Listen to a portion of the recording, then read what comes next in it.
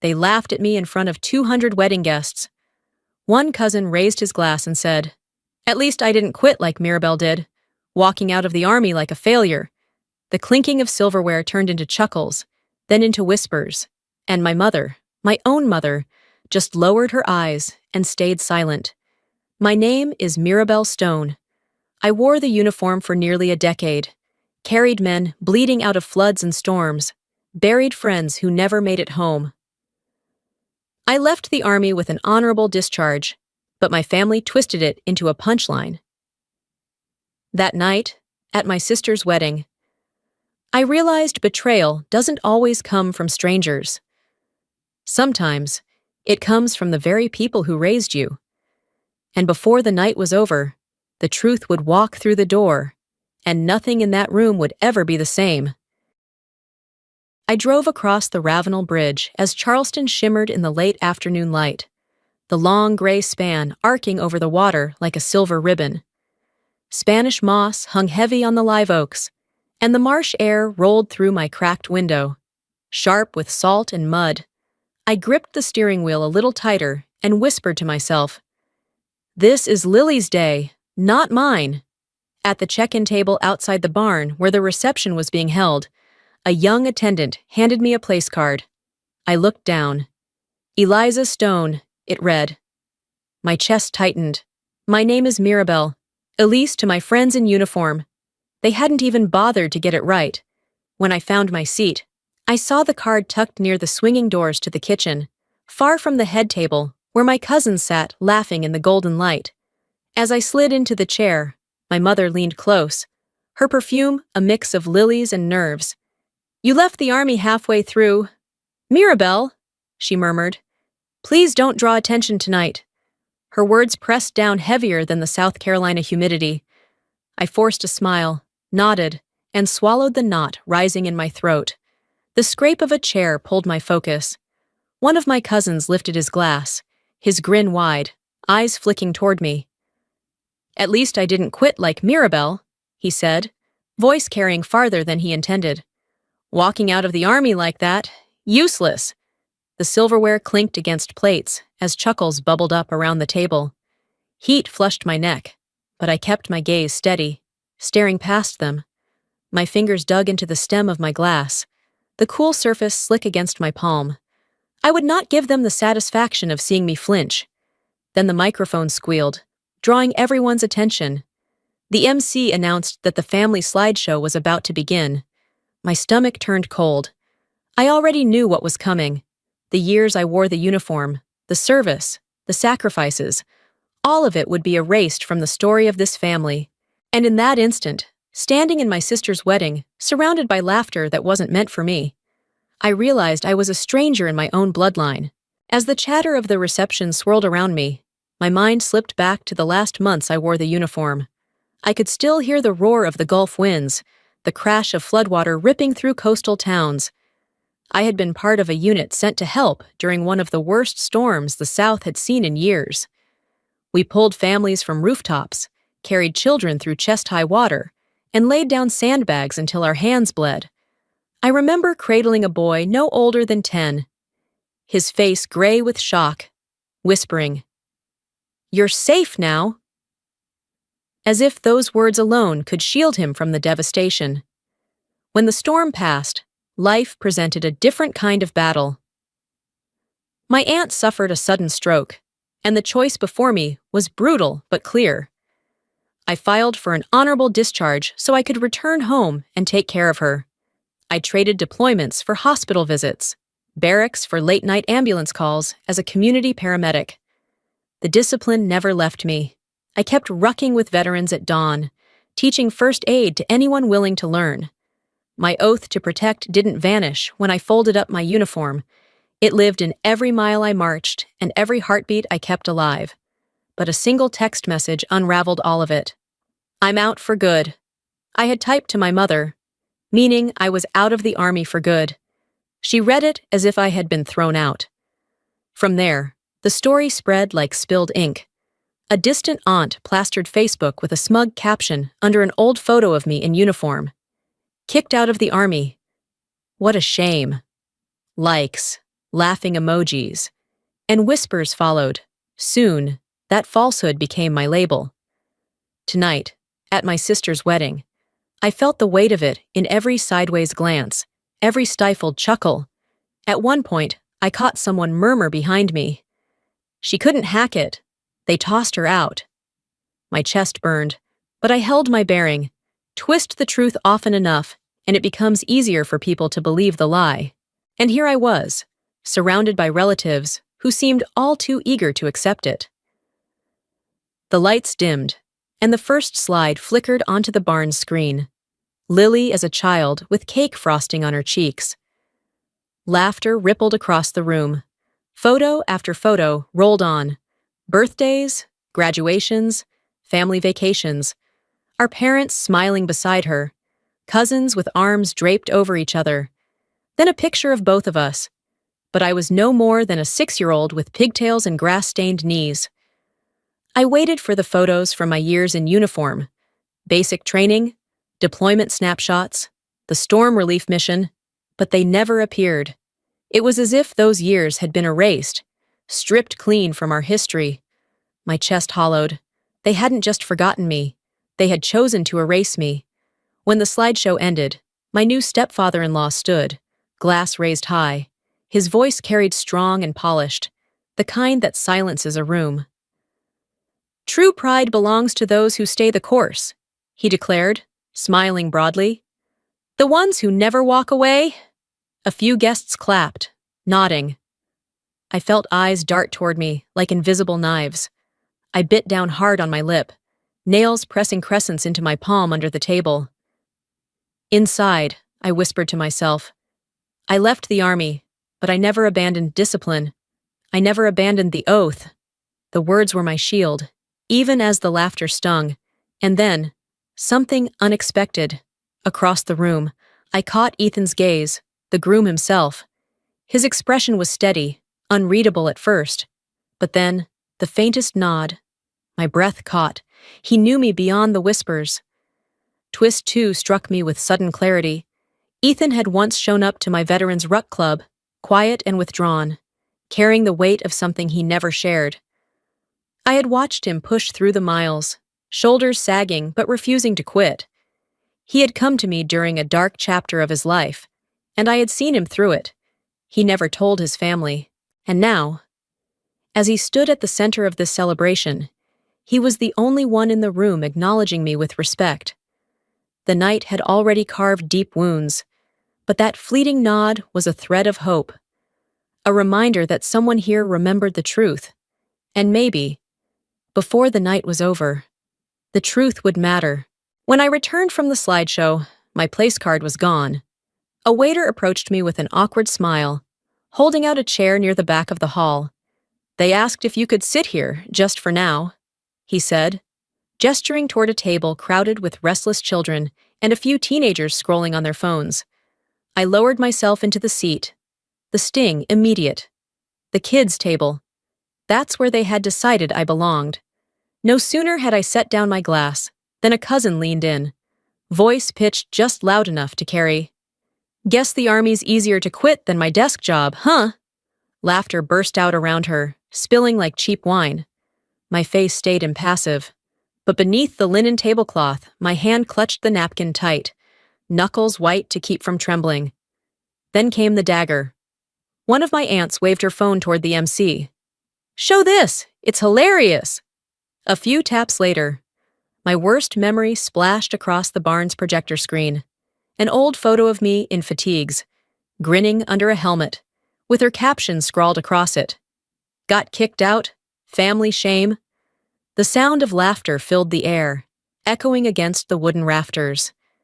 People chuckled like it was the funniest gag of the night. My ears roared. Each laugh felt like a blade dragging across my skin. I sat frozen, my throat tight, my pulse hammering in my temples. I nearly pushed back my chair, ready to flee the humiliation. But then the soldier in me whispered, "You've stood under fire, Mirabelle. You will not break under this." I bit the inside of my cheek, steadied my breathing, and stayed seated. They would not see me crumble. When the toasts began, I braced myself. Lily's best friend, a bridesmaid with too much wine and too much glee, snatched the microphone. She swayed slightly, her words sharp and cruel. I remember when Elise, she dragged out the name wrong on purpose, walked out of her last training, couldn't handle it. But hey, quitting's a choice too, right? Laughter again. Glasses clinked. Voices rose in agreement. It felt like the room itself was ganging up on me. I lifted my own glass, though my hand trembled. I forced my face still, eyes forward, spine straight. The lessons of the army drilled into my bones. Never show weakness to those who would use it against you. Inside. My heart pounded so hard I thought it might shake the glass loose from my grip. Humiliation and fury twisted together, burning through me. Then thunder cracked above the barn like the sky splitting open. A beat later, every light went out. Screams erupted, chairs scraped, dishes clattered, children wailed. Without thinking, instinct took over. I dug into my bag and snapped on the flashlight from my emergency kit. A narrow beam cut through the chaos. I called out firmly. This way, clear the aisle. My free hand waved the waitstaff toward the exits. Their eyes locked on mine and they moved, guiding people with hurried nods. A child clung to my sleeve, sobbing. I crouched, lowered the light so he could see my face. Breathe with me. Look into the light. In, out, you're safe. Slowly, his crying softened. When the power returned, the barn flickered back into brightness, and there I was, standing in the center of the room, flashlight still raised, face calm and steady. For a single breath, silence held. The same mouths that had mocked me gaped without words. Then the music blared again, chatter resumed, and laughter bubbled back as if the moment had never happened. I returned to my seat, chest tight, the bitterness sharper than before.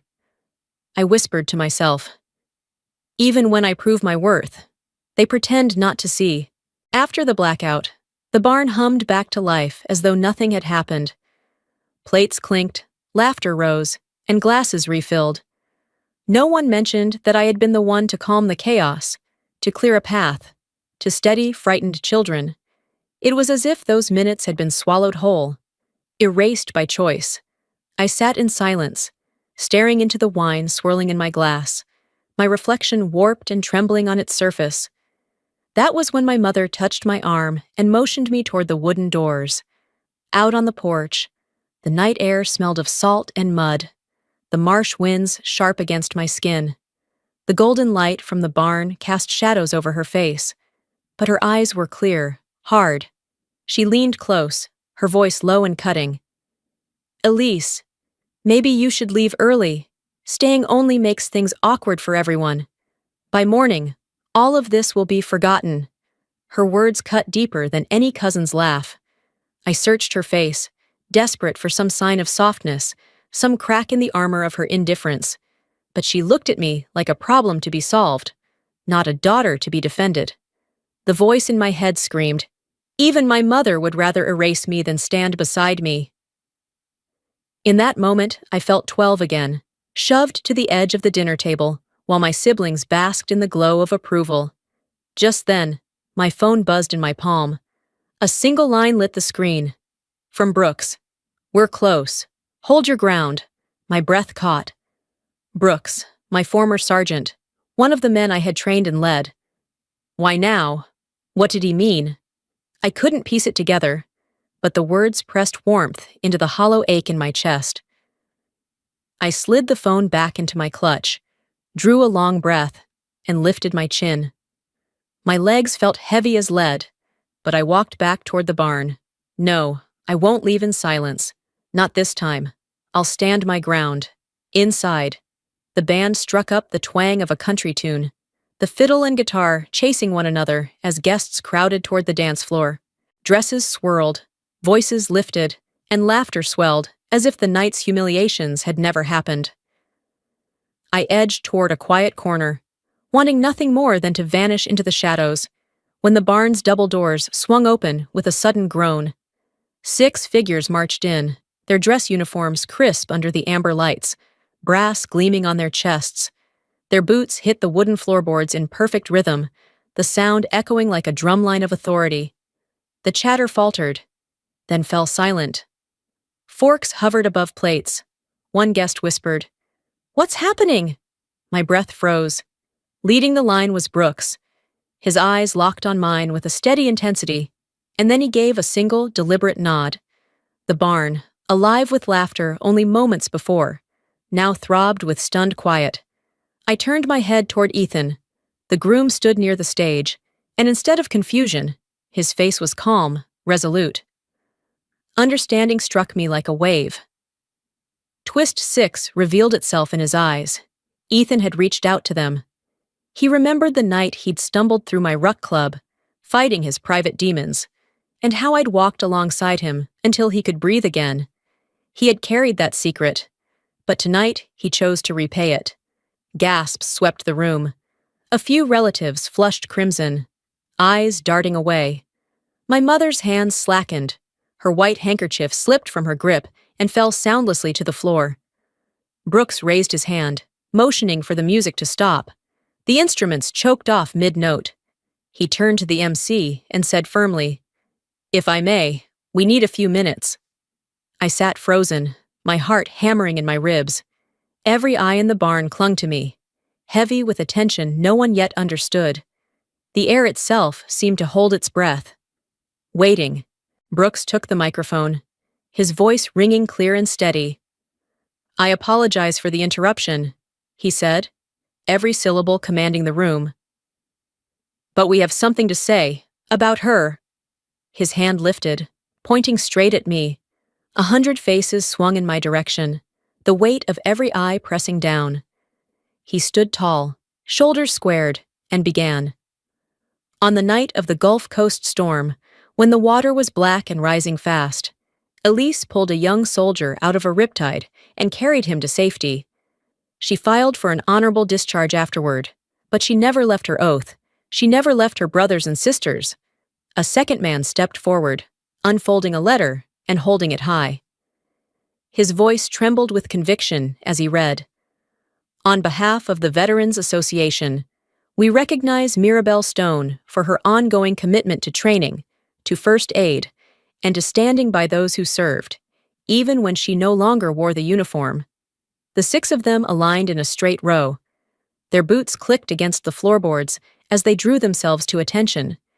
In one fluid motion, they raised their right hands to their brows, sharp and solemn.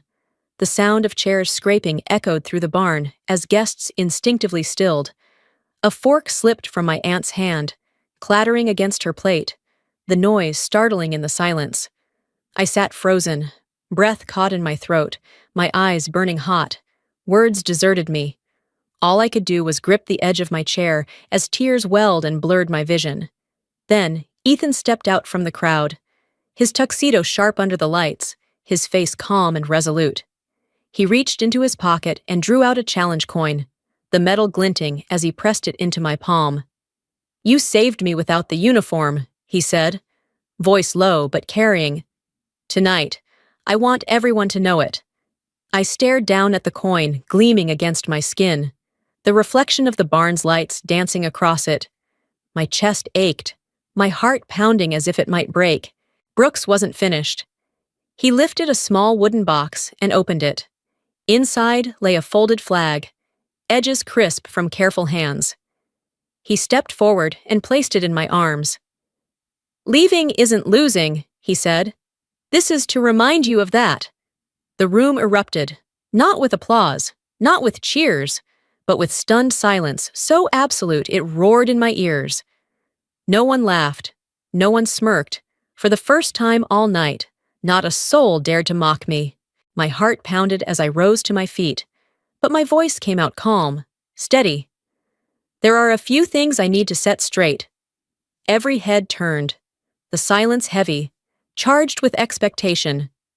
From my clutch, I drew a plastic sleeve and slid out the papers inside. The crisp document caught the light as I held it up.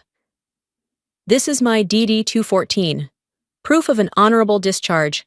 I was not kicked out. I chose to leave so I could care for a family member and continue serving my community. That is the truth. I turned toward the aunt, whose phone had projected my humiliation earlier. That Facebook post, where did you get your information? Her face blanched as the attention shifted to her. She stammered, voice shrinking. I heard it from your mother. I just added a little for fun. A ripple of whispers spread through the barn. My mother lowered her head, refusing to meet my eyes. The silence around her louder than any denial. I steadied my breath, keeping my words measured. The honor of someone who served isn't a joke for likes and comments, especially not when that person wore the uniform for this country. I set the microphone back on the stand. My back was straight, my steps unhurried as I returned to my chair. The silence pressed in, thick and undeniable. Out of the corner of my eye, I caught a few guests nodding with quiet respect. Those who had laughed earlier now stared at their plates, their cheeks flushed with shame. As the evening wound down and the last songs faded, Lily found me near the back of the barn. Her eyes were rimmed red, her voice soft and trembling as she wrapped her arms around me. "I'm sorry," she whispered. "Sorry I let them treat you that way. I should have stood up for you." I brushed a tear from her cheek and gave her a small smile. "Keep your marriage rooted in truth and respect," I told her. "Don't repeat the mistakes our family made." Her chin dipped in a silent promise, and I hugged her once more before stepping away. The next morning, the city still slept under a veil of mist. I drove across the Ravenel Bridge, the silver light spilling over the marsh, the salt air rushing in through my open window. My phone buzzed on the seat beside me. A message from Brooks lit the screen. "Friday we're running a first aid class for recruits and civilians. We want you to lead it." I exhaled, slow and steady, a smile spreading across my face. The uniform might stay folded in the closet, but dignity never did. With my back straight and my heart at peace, I drove on.